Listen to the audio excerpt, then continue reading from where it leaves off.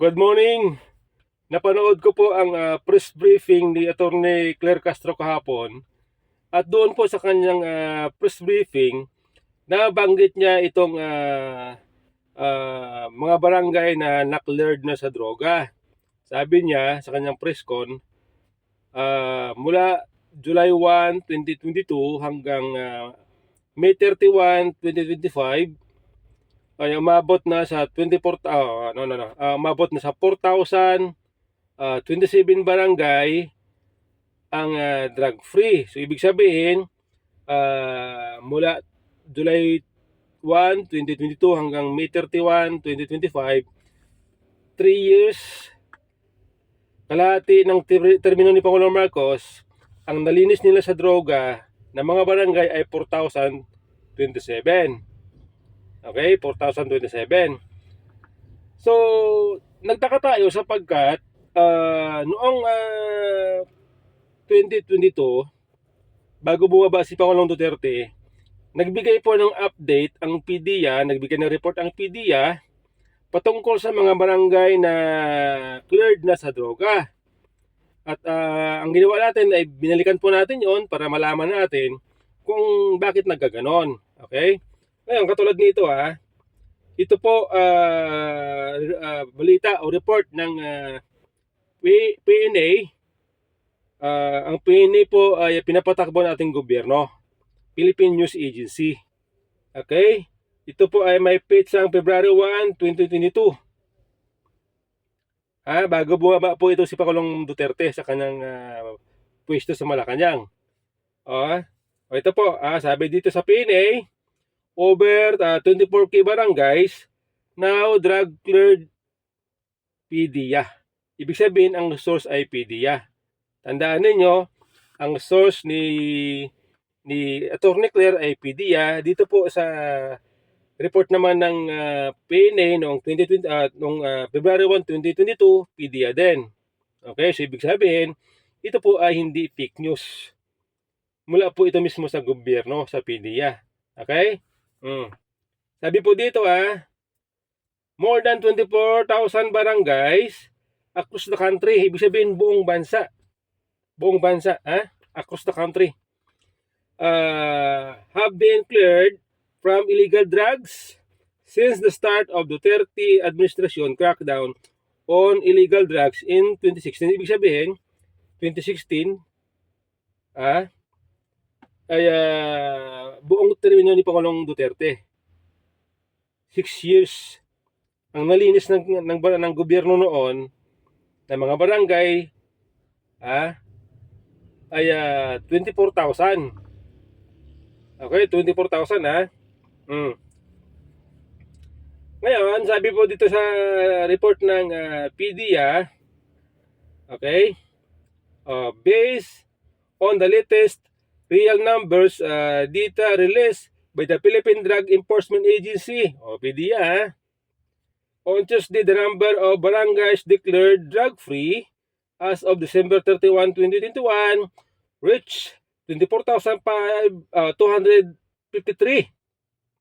while the total of 11,175 barangays had yet to be cleared of illegal drugs. Ibig sabihin, noong 2022, bago bumaba si Pangulong Duterte, ang nalinis nila sa droga ng mga barangay, 24,253, at ang barangay na lang na hindi nalilinis ay 11,175.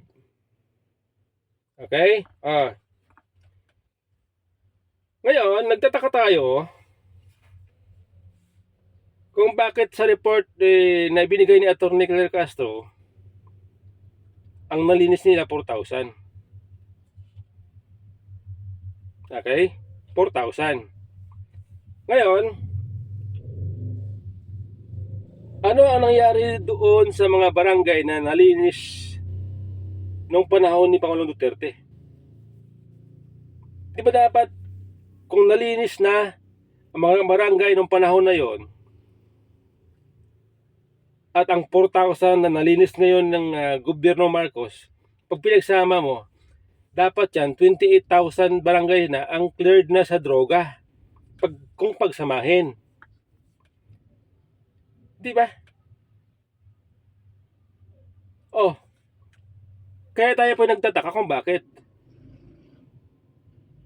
Ibig sabihin dinidiscredit nila yung ginawa noong panahon ni Duterte. At ngayon ay sa sarili nilang pulisya, anti-drug campaign, ang nalinis nila ay 4,000.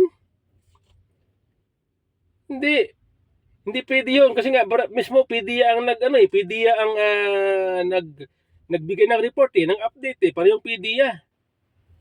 Hindi pwede ganoon. O ngayon, dahil siyempre nag-iisip tayo, iniisip ko, ganito iniisip ko tuloy, parang totoo nga ang mga balita, ang mga sinasabi ng ating mga kababayan na nagbalikan na ang drug sa kalye. Kaya ang barangay na nalinis noon, naging drug cleared na noon na panahon ni Pangulong Duterte, naging polluted na ulit sa droga. Kaya ngayon, nililinis ng Marcos administrasyon, at ang nalinis nila ngayon, 4,000. Ganun po nasa isip ko. Kasi hindi pwedeng sasabihin nila, hindi totoo yung sinasabi ni Duterte. Nung panahon ni Duterte, hindi totoo yung 24,000 barangay na na-cleared na sa droga. Parehong PDEA yan Parehong PDEA po ang nagbigay ng report na yan. Ngayon, ang PDEA dapat magsalita kayo, paliwanag nyo sa tao kung bakit. Ipaliwanag nyo sa taong bayan kung bakit ganun po ang lumalabas ngayon. Kasi po, nalilito tayo kung ano ba. Bakit ba ganun? Diba? Dapat yan, kung 24,000 ang nalinis noon sa panahon ni Duterte at 4,000 ngayon, pag pinagsama mo, 28,000. Ang natitirang 11,000 noon na hindi nalinis sa droga, na minus 4,000, edi sana 7,000 barangay na lang ang hindi pa clear sa droga. Ganun dapat Di po ba? Nagtaka tayo kung bakit ganyan.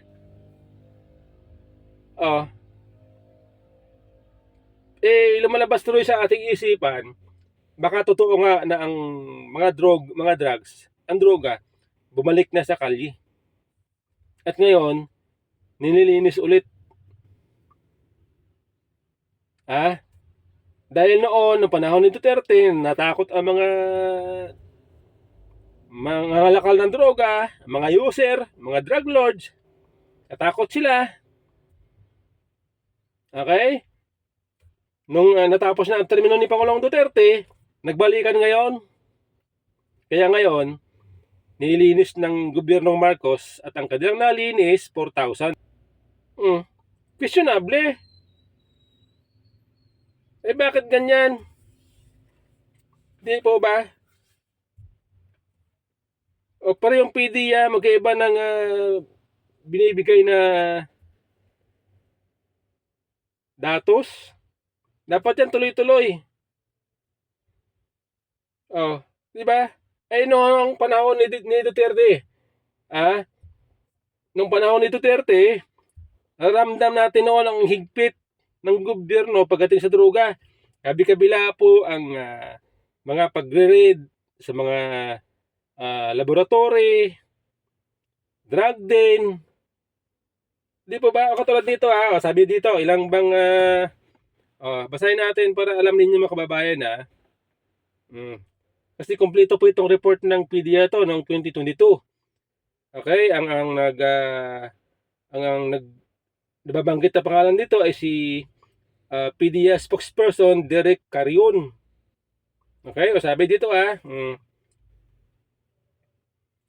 PDEA spokesperson Derek Carion earlier said that before declaring the barangays is free from illegal drugs activities, the Interagency Committee on Anti-Illegal Drug must validate the non-availability of drugs supply The absence of drug transit activity, clandestine drug laboratory and drug chemical warehouse, marijuana cultivation site, drug den, drug pusher, and drug user in the area.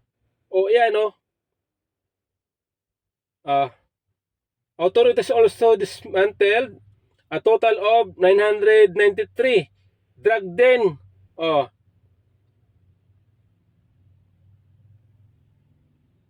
And 18 clandestine Shabu laboratories from July 16 to December 2021. So ayan, nakalagay yung kumplito.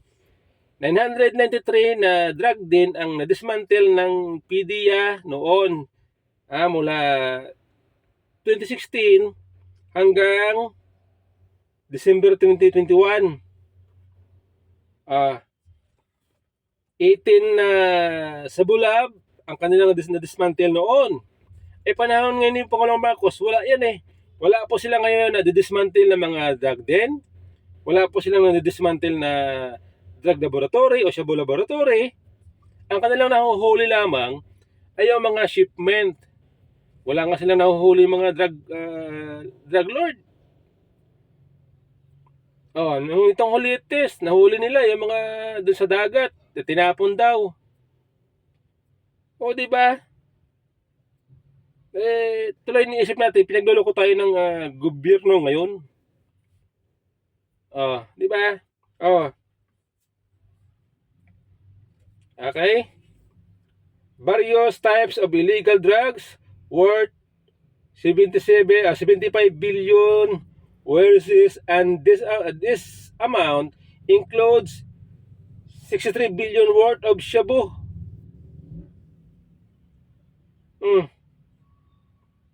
A total of 14,200 high-value targets across the country were arrested since the anti-illegal drugs campaign was launched on July 1, 2016. Okay, narinig nyo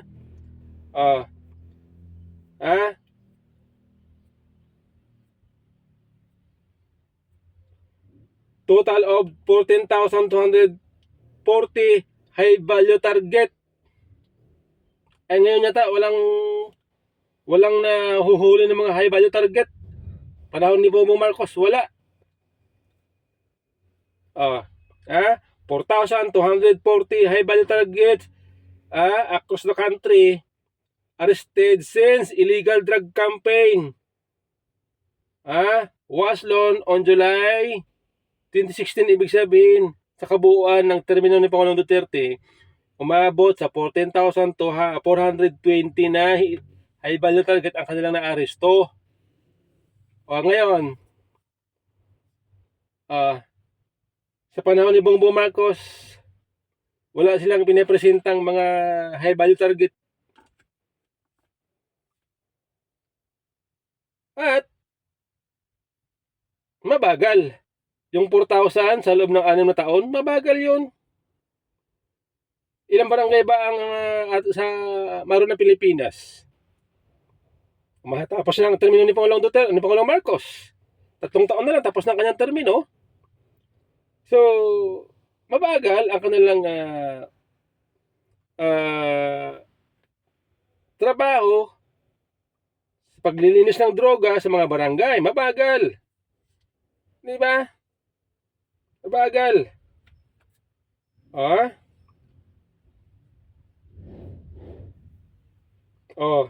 From July 2016 to December 2021, authorities also arrested 4,110 minors. Okay, so ang dami niyan, minors, 4,000. Mga minor de edad na involved sa droga. Dami niyan. These rescued minors will be turned over after the court proceedings to the Bahay Pag-asa centers of LGUs within 8 hours of police custody before running them over to the Department of Social Welfare Development o DSWD. So yan po So ibig sabihin, Ibig sabihin, parang inaamin tuloy nga ng gobyerno ngayon, dahil sa kanilang ginawang report, binigay na report, okay, na 4,027 daw ang nalinis nila sa droga. So, ibig sabihin, inaamin nila na bumalik na nga ang drugs sa mga kalye, sa mga barangay.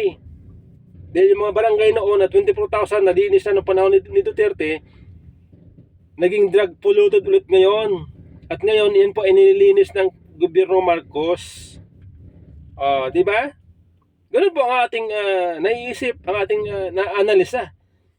Base po dito sa magkaibang report ng PDEA noon at PDEA ngayon, panahon ni Pangulong Marcos. Di ba? I-search nyo po mga kababayan sa Google. Makikita po ninyo ang report ng PDEA noon. Okay? Makikita po ninyo, malalaman po ninyo yan. Hindi po yan fake news. Ito po, binabasa natin. Data. Data po ito, data mula sa gobyerno, mula sa PDEA. Hindi po yan fake news. Hanapin nyo rin itong press briefing ni Atty. Claire Castro patungkol sa 4,000 barangay ang drug free. Okay? So yan po mga kababayan ha. Assignment nyo yan.